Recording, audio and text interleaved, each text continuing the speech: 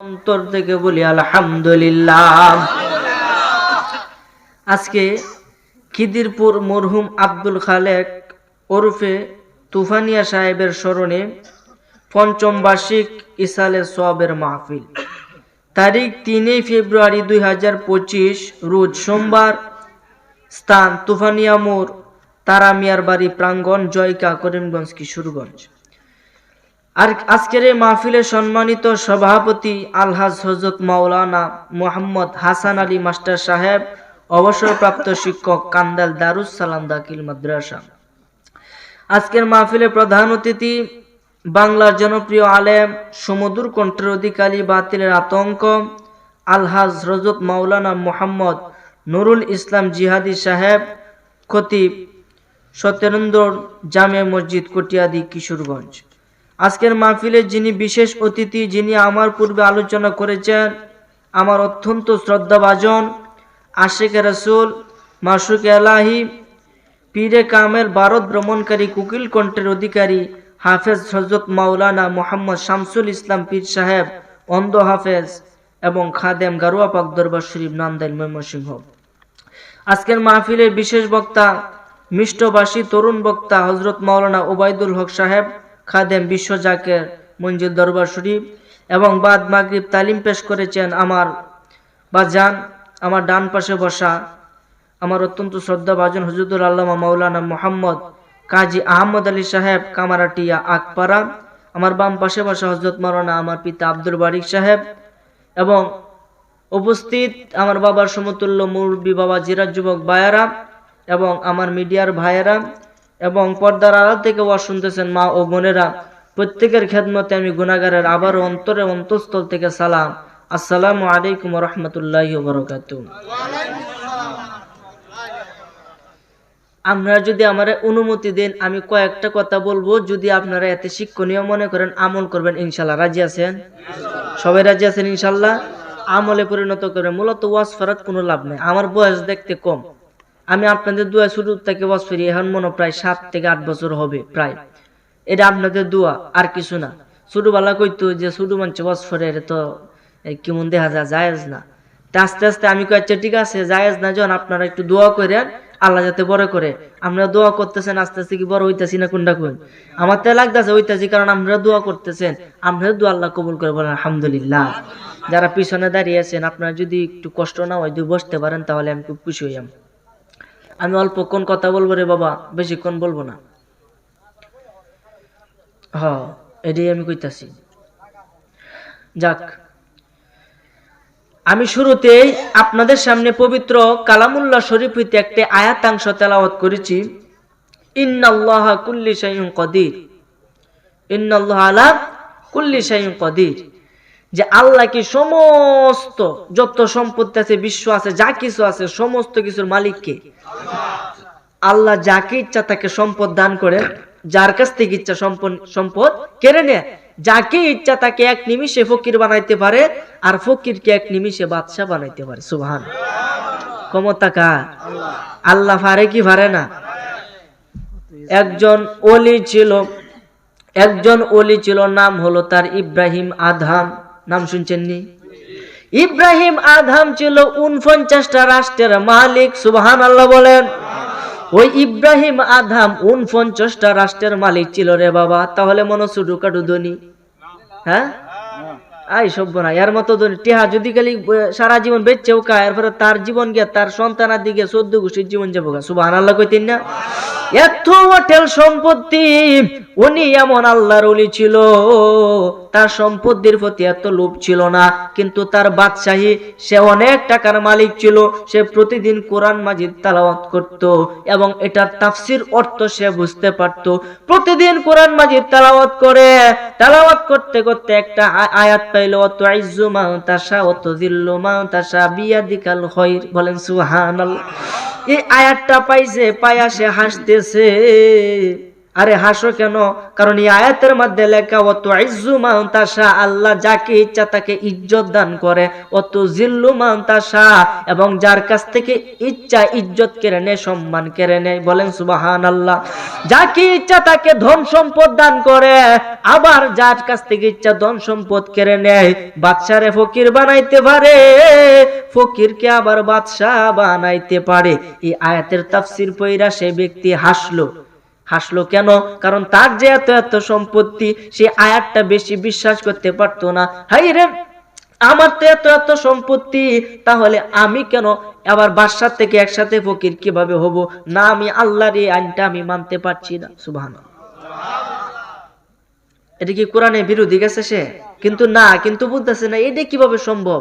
এত বড় বাদশা, আমি আবার ফকির হয়ে। আরে তারে তো বলেন, আল্লাহ কইছে বাদশারে ফকির বানাইতে পারে, ফকিরে বাদশা বানাইতে পারে। কিন্তু আল্লাহর খেলা কি বুঝার কোনো সাধ্য আছে মানুষে? সাধ্য নাই। কোন কাটতে দেও এখন। যাক, তখন এরপরের দিন তিনি কি করলো, তার যে সাঙ্গপাঙ্গ আছে সবাই ডাকায় আনলো। আনার পরে কইতাছে, কো ভাইয়েরা আমি তো আজকে শিকারে যাব। তার খুব শিকার করার ইচ্ছে ছিল, জঙ্গলের মধ্যে গিয়া। আমি একা একাই যাবো শিকার করতে, আমার খুব ইচ্ছা শিকার করা। হুজুর তাহলে কয়েকজন সাথী লয়ে যায়। না, কেউ লাগতো না, আমি একাই যাবো। আচ্ছা ঠিক আছে। ঘোড়া সাজাইয়া দিছে, বাদশাহী ঘোড়া, বুঝেন তো কত হাই ফাই। বাদশাহী ঘোড়া সাজাইয়া ওই ইব্রাহিম আদহাম ওই ঘোড়ার পিঠে চইরা জঙ্গলের মধ্যে চলে গেল। গিয়া কোনো শিকার পাইতেছে না। হঠাৎ করে তার সামনে একটা হরিণ চলে আসলো, হরিণের বাচ্চা, দেখতে ফুটফুটি সুন্দর। সে তীর নিক্ষেপ করার জন্য রেডি হইয়া গেল। তীর যখন তার ধনুক থেকে ছাড়বে, তখনই তার মাথার মধ্যে আসলো, হাই রে, আমি যদি তারা জীবিত দইরা বাড়িতে নিয়ে যাইতে পারি, তাহলে আমার সুনাম আরো বাইরা যাবে। আমি যে একজন পাক্কা শিকারী, এটা মানুষ জানতে পারবে। তখন কাছে ধরি। তিনি কি করছে, ঘোড়া দিয়ে যাইতেছে, কিন্তু ধরতে পারে না। ঘোড়ার থেকে নামছে, নামার পরে হাতে নাগালে আসে, আবার দৌড় মারে জায়গা, আবার ধরতে যা, আবার দৌড় মারে। ধরতে ধরতে ধরতে ধরতে তার ঘোড়াও তার সাথে যা। একেবারে গভীর জঙ্গলের ভিতরে যখন প্রবেশ করে ফেলছে, ওই সময় ওই হরিণটা হারায় গেছে। আর সন্ধ্যাও গনায় আইছে। এখন বাড়ির রাস্তা বুইলেলছে। সুবহানাল্লাহ বলে। আরে নদীর এপার ভাঙ্গে ওপার গড়ে, এই তো নদীর খেলা। সকাল বেলা ধনীরে তুই ফকির সন্ধ্যা বেলা। ঠিক না বেটি? আরে বাহাদুরি করো সম্পদের, মইরা দেহ না কি উপায় হয়। কথা কোন ঠিক কিনা? কয়বার যদি মুক্ত হইতে পারো, তুমি প্রকৃত ধনী। আর যদি যতই ধন তোমার সম্পত্তি, তা হ্যাঁ, যদি কবরের মধ্যে ধরা খাও, এই সম্পত্তি তোমার ওই কবরের সাথী হইতো না। ঠিক না বেটি? এই জন্য রক্তের বড়াই করা যাবে না, টাকার অহংকার করা যাবে না, শরীরে শক্তির বড়াই করা যাবে না। শক্তিও একদিন শেষ হবে, ধন সম্পদও শেষ হবে, তুমিও শেষ হবে। এইগুলা খাইব কি রায়? কথা কোন ঠিক কিনা? এই জন্য আমার ভাইরা, বাবারা, বন্ধুরা, ওই ইব্রাহিম আদহাম যখন জঙ্গলের গভীরে চলে গেল, আরেক রাষ্ট্রের মধ্যে, এটা কি তার একটা অধীনে, মানে যে 49টা রাষ্ট্রের মালিক, এই একটা অধীনে সে চলে গেল। ঘুরতে ঘুরতে জঙ্গলে ওই প্রান্তে চলে গেল। এটা পড়ছে এই রাজ্যের মধ্যে। তখন অন বাড়ির রাস্তার ভাই না, অন গেছে ওনা চিনেও না। অন কি করবো, রাত্র হয়ে গেছে। অন তো জঙ্গলে, তাহে বলেন জঙ্গলের মধ্যে কি বাঘ ভাল্লুক আছে না? এর ভয় তো আছে। সে কি করছে, কইরে হন তাহান যেত না, গাছ উঠল লাগবে। বলেন সুবহানাল্লাহ। তার গোড়াটারে গাছের নিচে বাইন্দা ওই ইব্রাহিম আদহাম ওই গাছের উপরে ওইটা সুন্দরভাবে বৈশা রইছে। ওই দিকে যেই রাজ্যের মধ্যে ওই ইব্রাহিম আদহাম পড়ছে, ওই রাজ্যের বাদশার গুড়া চুরি হয়েছে। সুবহানাল্লাহ। কার খেলা? আরে গুড়া কেড়ে চুরি হয় এই টাইমে। এটা বোঝানোর জন্য যদি বলি, তাহলে আরো আধা ঘন্টার দরকার। ওই দিকে যাব না, আমি সংক্ষেপে বলে শেষ করে দিব রে বাবা, কারণ মাইকটাও বেশি সুবিধা না, আমিও সুবিধা না। যাই হোক আমার ভাইরা, বাবারা, বন্ধুরা, গাছের উপরে উঠছে। ওই দিকে বাদশার গুড়া চুরি হয়ে গেছে। বাদশার মাথা গরম হয়ে গেছে। এই আমার রাজ্য থেকে কেলা চুরি করে নিয়ে যা যা যা, তাড়াতাড়ি তোরা পাহারা লাগা আর খবর লাগা, কোথায় কি কোনো গুড়া নি বেচা কিনা হয়েছে বা কোনো চুর লইয়া যাইতেছে, যা বিছাগা। পাড়ায় দিছে তার সিপাহী। পাড়ায় দেওয়ার পরে ঘুরতেছে ঘুরতেছে, কিন্তু কোথাও তার এই গোড়া পায় না। অবশেষে দুইজন প্রহরী গেছে জঙ্গলের রাস্তায়, গিয়া কয় দিহি বাদশার গোড়া নিয়ে জঙ্গল দিয়ে চুরনি লইয়া গেছে। বাদশার গোরা তো সব একই ধরনের হবে, যেহেতু হিলাও বাদশা লইয়া গেছে, গিয়া দেখে হঠাৎ একটা গাছের নিচে সুন্দর একটা গোড়া বান্ধা, দেখে রাজকীয় ভাব। তারা তো আর বাদশার গোড়া দেখে তো আর এত রাত্রে চিনে না, এই যে বাদশার গোড়া, এটাই তো বাদশার গোড়া। সুর মনে হয় আশেপাশে আছে। সুবহানাল্লাহ। আচ্ছা এর কি সুর না বাদশা? তেরে যে সুর কইতাছে কার খেলা? এই যে অতইজু মন্তাসা অতজিল্লু মন্তাসা বিয়াদিকাল খায়র। সুবহানাল্লাহ। তখন এক গুড়া লইয়া যখন আসতেছে, একটা কইদো তাকায় দেখো গাছের উপরে বইয়া রইছে। এই তো সুর, তাড়াতাড়ি আরে নামা। কুড়া দেফার দে তারে নামাইছে। কই বেটা নাম, তুই তো 1 নাম্বার সুর। কর না বাবা আমার কথাটা শুনো, আমি চোর না, আমি সুর না। কই আমার কথা কস? এই ইব্রাহিম আদহাম রহমতুল্লাহ আলাইহি ওনাকে দইরা বাইন্দা লয়ে গেছে ওই বাদশার দরবারে। তখন ওইখানে হলো ইসলামিক আইন। কিসের আইন? ইসলামিক আইনে কি যদি চুরি করে ধরাকা, তাহলে প্রথম বিচারে তার ডান হাতটা কেটে দিতে হবে। আমাদের বাংলাদেশে আছে এই নিয়ম? ওইলারও জরিমানা লাগা মামলা করে, কথা কোন ঠিক কিনা? অথচ কোরআনে বইলা দিছে যে সুর ধরাকা তার ডান হাতটা কাটতে দেও। এরপর যদি সে চুরি করে আবার ধরাকা বাম হাতটা কাটো। এরপরে ডাইন ট্যাং, এরপরে বাম ট্যাং, এর ভুঙ্গু বানায় ফালায়। তো বলেন না সুবহানাল্লাহ? এরকম তো হইতো তাহলে কি দেশে চুরি হইলে যে ধরা খাইলে হাত কেটে লেন যাবো? বলেন চুরি হইলে যদি কাউকে হত্যা করে, হত্যার বদলে তাকে হত্যা করতে হবে। এটা পবিত্র কোরআনের আইন। ওহন যদি যে ব্যক্তি হত্যা করব, সেই ব্যক্তি তো জানে যে আমাকেও তো মাইরালবো, তাহলে কি মারবো কোনোদিন? এই জন্য এই আইনটা আমাদের বাংলাদেশে নাই। আরব দেশে, আরবি দেশে এই আইনটা আছে, চুরি করলে হাত কাটিয়া দেয়।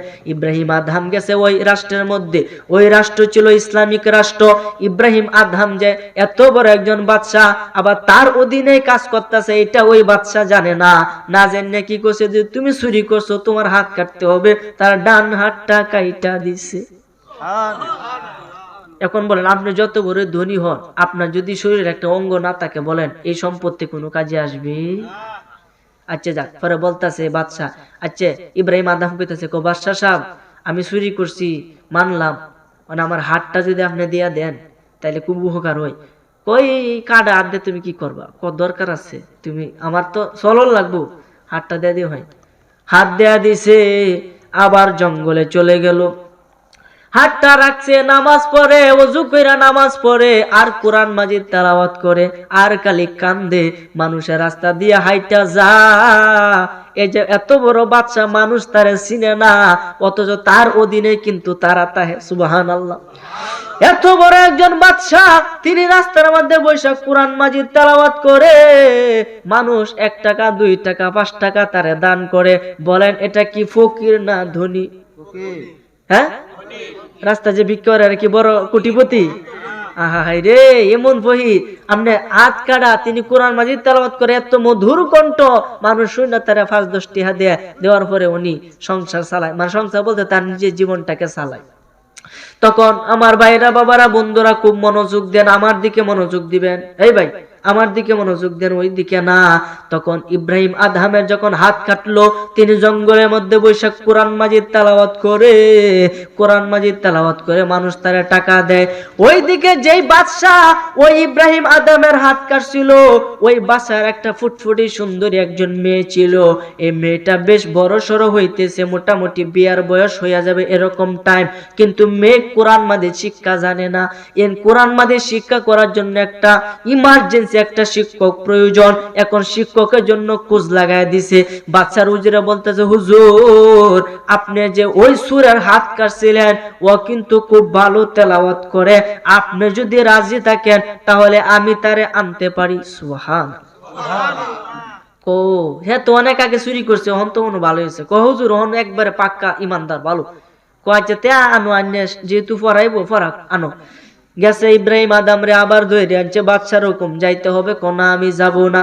কো বাদশার হুকুম আসতেই হবে। এই কথা বলে ইব্রাহিম আদমকে আনছে। কো আমার মেয়েকে তোমাকে কোরআন মাজিদ শিক্ষা করাইতে হবে। কো আচ্ছা ঠিক আছে, আমি শিক্ষা করাবো। কোরআন মাজিদ পড়াইতেছে, মেয়েও খুব ভালোভাবে পড়তেছে।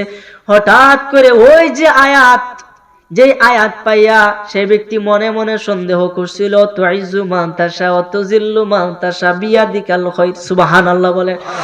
এই আয়াত যখন মেয়েকে পড়ায়, এই আয়াতটার মধ্যে গিয়া ওই ইব্রাহিম আদহাম কাইন্দা দিছে। সুবহানাল্লাহ বলেন। কাইন্দা দিছে, একটু পরে আবার হাসিও দিছে। মেয়ে দেখকে দৌড় মারছে, সর্বনাশটা করছে, কোন ডাহাতের দ্বারা দিছে আমারে ভরানির লাগিয়া, এত স্বভাব ভালো না। আরেকটা বিপদে পড়ছে, কি পড়ছে না? বিপদে কিন্তু পড়েছে। দৌড়ে গেছে বাদশার কাছে, আব্বা আমারে বাঁচাও। কমায়া তোমার কি হয়েছে? কোন শিক্ষকের কাছে দিছো আমারে ভরানির লাগিয়া? শিক্ষকের তো স্বভাব ভালো না। কেন? আমারে দেখে একবার কাঁদতাছে আর একবার হাসতাছে। ব্যাখ্যা কি তুমি নি জানো? আমি জানি। আর ব্যাখ্যা কি? কি কই এই ব্যক্তি মনে মনে ভাবতো আমাকে বিয়ে করবে, এই ভেবে সে হাসি দিত, খুশি হইতো। কিন্তু পরক্ষণে সে ভাবে সে একটা গরিব, তার হাত নাই, বাদশার মেয়েরে তো বিয়ে করা যাবে না, এই জন্য সে কান্দে। একবার হাসে বিয়ার আনন্দে, আবার না করার দুঃখে আবার কান্দে। আব্বা এই বেটা স্বভাব ভালো না, তুমি তার বিচার করো। সুবহানাল্লাহ বলেন। বাদশা দৌড়ে আইছে, আয়া কইতাছে, ওই মেয়ে মৌলবী সাহেব, তোমার আনছি নিয়ে আমার মেয়ের দিকে খারাপ নজর দিতা। তোমার নজর এত খারাপ কেন? তোমার চোখ তো আমি রাখতাম না। হুজুর বেয়াদবি মাফ করবেন, আমার অপরাধ দেখি আমাকে বলেন। তোমার অপরাধ হলো একটাই, তুমি আমার মেয়েরে দেখে একবার হাসো আর একবার কেন কাঁদো, এটার ব্যাখ্যা কি আমাকে দাও। তখন ইব্রাহিম আদহাম চোখের পানি আর রাখতে পারে না। এতদিনে তার ভুলটা বুঝতে পারছে যে আল্লাহ তো আসলে সবকিছু পারে। আমি সকালবেলা ছিলাম এত বড় একটা বাদশা, সবাই আমার পায়ের কাছে আইসা মাথা নত করে দিতে, এত বড় একজন বাদশা, আর বিকালের মধ্যে আমার কোনো সম্পত্তি কাজে আসলো না, আমার একটা হাতও হারাইলাম, শেষে আমি ভিক্ষা করে খাইলাম, আর এই দুঃখের খবর ভিতরে সাফায় রাখতাম না। এখন আমি সব কিছু বইলা দেন।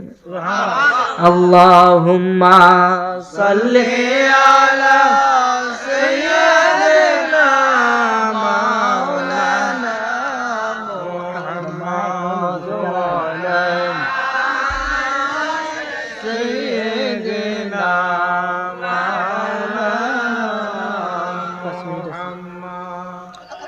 যাই হোক, এই কথা কইতাছি না, বিদ্যা জীবন সব তো চিরে দিতেছে। মাইকে তো কথা কই আমরা তো দেহ হইনি। মাহফিলের মেন উদ্দেশ্য আপনার দুইটা বিষয় হয়েছে মেন, একটা লাইটিং, একটা মাইকিং।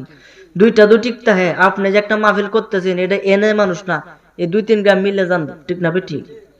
এই জন্য মাহফিল কি যে করতেছে, টেহা কি কম খরচ হয়েছে? কোনটা কোন? টেহা জেনি করছো আর এনি হয়েছে, বক্তারা জেনি খাওয়ানির এনি খাওয়াইতেছে, সব ঠিক আছে,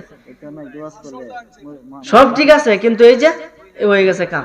যাক আমার ভাইরা, বাবারা, বন্ধুরা, ওই ইব্রাহিম আদম ডাক দিয়া কয়, বাদশা গো, আমারে চিনোনি তুমি? আমারে চিনোনি? তুমি কেডা? আমি হইলাম ইব্রাহিম আদহাম। সুবহানাল্লাহ। ইব্রাহিম আদহামের নাম শুনতে ওই বাদশা তো কুরসি থেকে দাঁড়ায় গেছে। হুজুর আপনি, আমি কি ভুল করলাম হুজুর? এই অবস্থা আপনার কিভাবে? দয়া করে আপনার পরিচয়টা একটু দেন, কিভাবে আপনার এই অবস্থা হইল? ইব্রাহিম আদমের নাম শুনে বাদশার শরীরে লুম্বা খারে বসে সব বনাশটা করছে, এখন না জানি আমার কি তা করে। সুবহানাল্লাহ। হুজুর আপনি যে ইব্রাহিম আদমের আগে কেন বলেন নাই? ইব্রাহিম আদমে কয়, তুমি তো আমারে সুযোগই দিছ না কল লাগি, আমি কিভাবে কয়াম? হুজুর করুন ইতিহাসটা কি? বাবা রে, আমি যখন কোরআন মাজিদ তেলাওয়াত করতাম, আমি তার অর্থ বুঝতে পারতাম।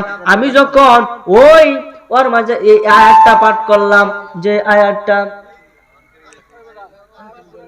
আর ধরুন সমস্যা, যেই আয়াতটা পড়লাম,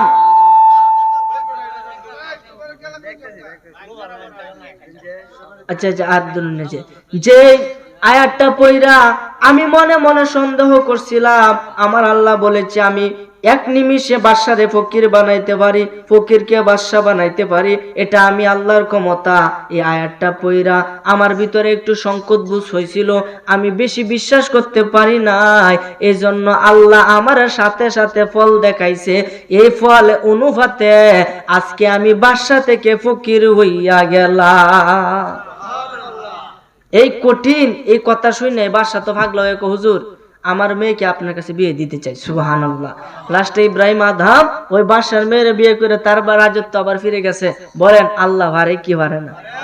কথা কোন ভারে কি ভারে না? আরে কুদ্র মুখে কুদ্র জীবে কেমনে জপি তোমার নাম, কুদ্র মুখে কুদ্র জীবে কেমনে জপি তোমার নাম, জলিল জাব্বার তুমি ও গো রহিম রহমান, জলিল জাব্বার তুমি ও গো রহিম রহমান। লাখের অধিক নবী তুমি ধরাই পাঠাইলে মাওলা, ধরাই পাঠাইলে কারো হাতে সহিফা ও শরীয়ত দিলে আল্লাহ, শরীয়ত দিলে সঠিক পথে আনতে টেনে পথ বলেছ তো ইনসান, জলিল জাব্বার তুমি ও গো রহিম রহমান, জলিল জাম ও গো রহিম রহমান। জোরে বলেন না সুবহানাল্লাহ। ফিসেরারা কথা কয় না, বলেন না সুবহানাল্লাহ। বাইরে সুবহানাল্লাহর বহুত পাওয়ার আছে। এই জন্য যেই সময় যেটা বলি আমার সাথে সাথে বলার চেষ্টা করবেন, তাহলে ওয়াজ বুঝতে আপনারা মজা পাইবেন। বাবারে সমস্ত ক্ষমতার মালিক কে? আওয়াজ করে বলেন সমস্ত ক্ষমতার মালিক কে? ওই আল্লাহ যাকে ইচ্ছা তাকে সম্মানিত করে, হোক সে ছোট না হই বড়, হোক সে ধনী না হই গরিব, যদি আল্লাহ চায় আপনার স্থান উঁচুতে উঠবেই উঠবে। এক বাদশা, আপনার কথা মনে হয়েছে কইলতাম নেই, বাদশার কথা মনে হয়ে গেছে গা। দেখুন কথাই কথা আনে, কথা কোন ঠিক কিনা? কথাই লতাই সমান, লতা যেমন লম্বা হয় কথা কইলে খালি বাড়তেই তাই, ঠিক না বেটি? এক বাদশা আপনার একটা খাবারের টাইম, আর কি যে কোনো একটা খাবারের টাইম, বিশাল বড় বাদশা তার বিবিরে লইয়া এ বাদশা কি করছে, খাইতে বইছে। তো খাইবো স্বাভাবিক, খাইতে বইছে, অনেক টাকার মালিক। এমন সময় একটা ভিক্ষুক গিয়া উপস্থিত। ভিক্ষুক বলতেছে, বাবা 2-3 দিন ধরে কোনো কিছু খাই না, পেটের মধ্যে দানা পানি পড়ে না, যদি দয়া হয় এক মুষ্টি ভাত কি এক মুষ্টি কোনো কিছু খাবার জিনিস তোমার ঘরে থাকলে দিবানি। বাদশার আগে ঘর থেকে বাড়িছে, ওই তুমি আমার আর সময় পাইছো না, সারাদিন কাজ করে এখন বিবির সাথে মজা করে দুলা ভাতও কি তোমরা লাগে শান্তিতে খাইতাম না, যাও তাড়াতাড়ি যাও। ওই ভিক্ষুক যাই না শেষে গাছ ধরে বাড়ি থেকে বাহির কইরা দিল। বলেন কাজটা কি ঠিক করলো নাকি ভুল করলো? শুধু ভুল না বড় ভুল? হ্যাঁ, এইসব বোনা। তখন এই ভিক্ষুক মনের ভিতরে অনেক কষ্ট পায়, এই জায়গা চাইরা চইলা গেল। চলে যাওয়ার পরে ওই বাদশা যা কাজ করতো, কাজের মাঝে আর বরকত নাই। যে নই ধরো এনই লস, ব্যবসার যা এনো লস, কৃষি কাজ করে এনো লস, বাসা এটিও না এনই লস, যা কাজ করে সব কাজের মধ্যে লস আর লস। এইভাবে লস দিতে দিতে শেষে সে জায়গা জমি বিক্রি করা শুরু কইরা দিছে। জায়গা বিক্রি করতে করতে করতে করতে শেষে তার বাড়িটা তার অধীনে নাই, এমন হয়েছে তার নিজের বিবিটা তার অধীনে রাখতে পারবে এরকম টাকা তার কাছে নাই। শেষে বিবির হাতে পায়ে ধইরা তার তালাক দিছে। সুবহানাল্লাহ। কার কেলা? এই যে ভিক্ষুকটার এত অত্যাচার করে ফাড়াইছে, ভিক্ষুকের মনে কষ্ট গেছে না? আল্লাহতে দোয়া করো লাগে না যে কষ্ট গেছে? আরে মন ভাঙা না মসজিদ ভাঙ্গা বিলে সমান, কথা কোন ঠিক কিনা? একটা মানুষের মন ভাঙ্গা আর খোদার ঘর মসজিদ ভাঙ্গা সমান কথা, ঠিক না বেটি? তখন এত নিজের বিবির কইতেছে, আমি তোমার রাখতাম না, তুমি একটু তালাক হয়ে যাও গা, আমার আর জানে কোলাই না, আমি তোমার ফালতাম না, তুমি তালাক। তখন তালাক বলছে, বেবি চলে গেছে। তার সময় শেষ হওয়ার পরে একজন ব্যক্তির কাছে, আবার একজন বড় লোকের কাছে তার বিয়ে হইল। বলেন সুবহানাল্লাহ। এটাকে বলে ভাগ্য। একবার সাথে বিয়ে হইছে, শান্তি মতে খাইছে, এখন তার কাছ থেকে তালাক খাইয়া গেছে আরেক গড়, সেও ব্যক্তি ধনাঢ্য, অনেক সম্পদের মালিক। ওইদিকে যেই বাদশা প্রথমে ভিক্ষুককে তাড়ায় দিছে, ওই বাদশার বিটে মাটি বলতে আর কোনো কিছু নাই, এখন সে ভিক্ষা কইরা খায়। সুবহানাল্লাহ। এখন সে ভিক্ষা কইরা খায়, রাস্তাঘাটে হাঁটে, মানুষের কাছ থেকে 2-4 আনা পাইলে সে ভাত খাইতে পারে, না হলে পায় না। এভাবে হাঁটতে হাঁটতে হাঁটতে হাঁটতে ওই যে বিবি যে বাদশার বাড়িতে বিয়ে হইছে, ওই বাদশার বাড়িতে গেছে। ওই ফকির যা কইতাছে, গিয়া দেখে খাবারের আয়োজন, একটা খাবার হগলে খাইতো এরকম টাইম, গিয়া বলতেছে, বাবা ঘরে কি কোনো কিছু আসেনি, থাকলে আমার একটু দেও, আমি তো কয়েকদিন যাবত কোনো কিছু খাইতাছি না। এই আচ্ছা বলেন, এই যে কথাটি কইতেছে বিবির কানে কি কথাটি গেছে কি গেছে না? আচ্ছা বলেন, পৃথিবীর সবাই যদি আপনার ভুললা, আপনার নিজের বিবি কি ভুলে যাইব?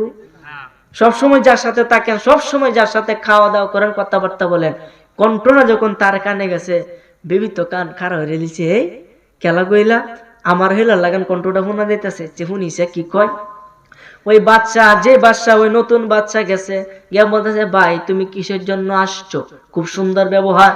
আসছি তো আমি কয়েকদিন যাবত কোনো কিছু খাই না, যদি করো কিছু তাহলে দেও।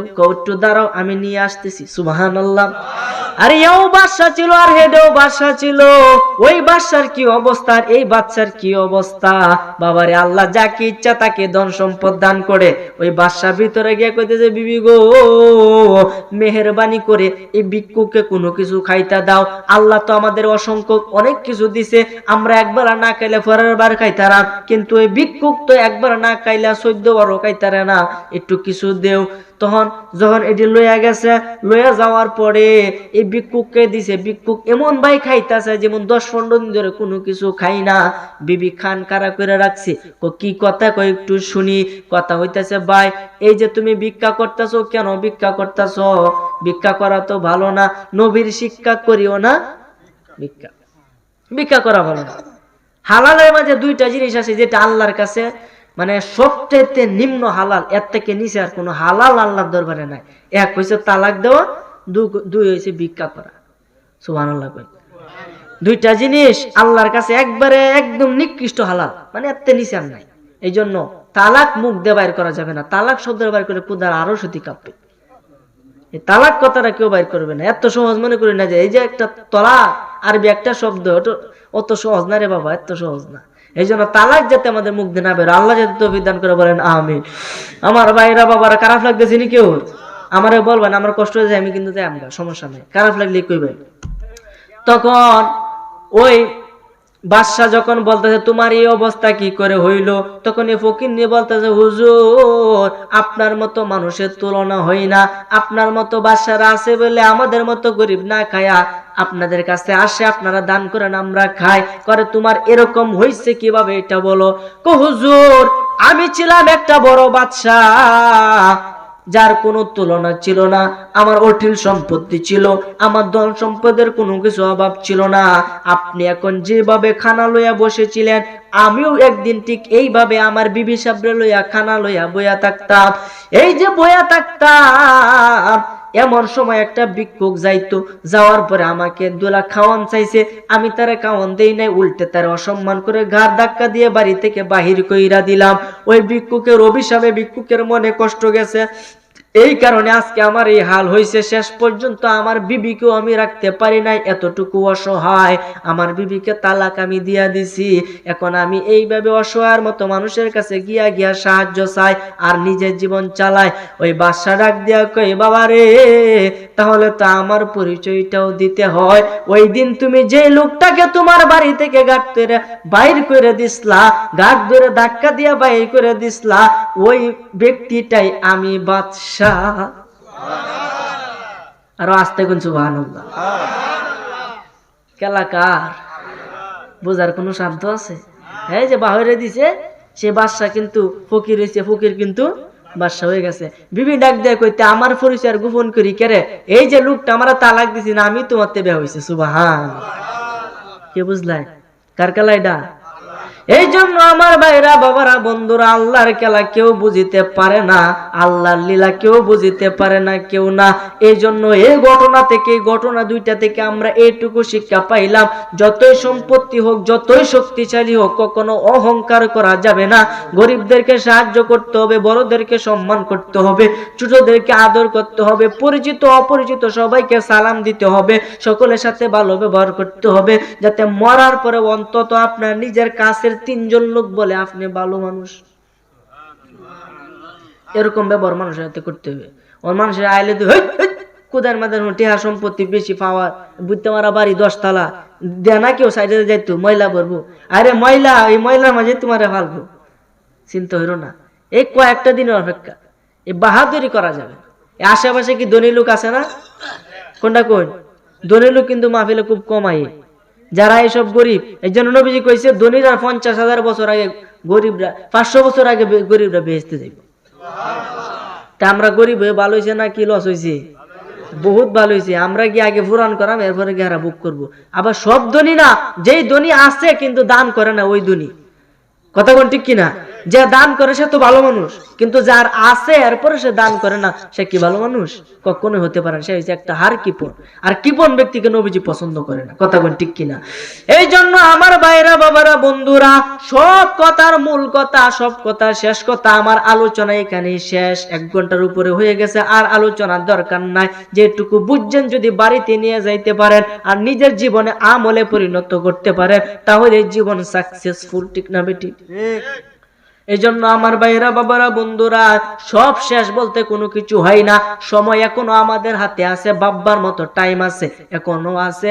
কিন্তু হয়তো বা 1 সেকেন্ডও এরফের নাই, হয়তো বা আপনি যাইতে পারেন। যেহেতু আল্লাহ আপনাকে একটা বিবেক দিছে, এখন একটু সময় আছে, একটু ভেবে দেখেন আসলে জীবনটা আপনি কোন কাতে ব্যয় করেছেন।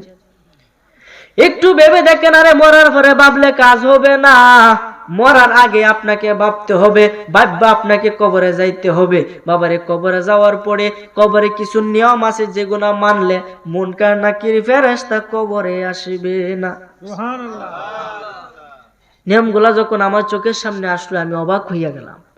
এটা কি এত আশ্চর্য একটা বিষয়! কিতাবের ঘটনা, কিতাবের কাহিনী, কিতাবের কথা, যে কবরের ভিতরে রাখার পরে এই কাগজের টুকরার মধ্যে এই হরফগুলা বা এই আয়াতগুলা লেখা মৃত ব্যক্তির বুকের মধ্যে রাইখা কাফনের কাপড় দিয়া থইয়া দিবা, তার সোয়া জবের লেগে মুনকার নাকির কবরে ঢোয়া সাহস হইতো না। বলেন না সুবহানাল্লাহ। এগুলা গোপন, এগুলা বলা যাবে না। ঠিক আছে? এগুলা যদি জানতেই হয় একান্ত ভাবে আমার কাছে জেনে নেবেন ইনশাআল্লাহ। আল্লাহ যাতে বলার তৌফিক দান করে, বলেন আমিন। আমার ভাইরা, বাবারা, বন্ধুরা, বর্তমানে এমন একটা যুগ, দলিল ছাড়া কথা বলা যায় না। আবার দলিল ফাইলে হুট করে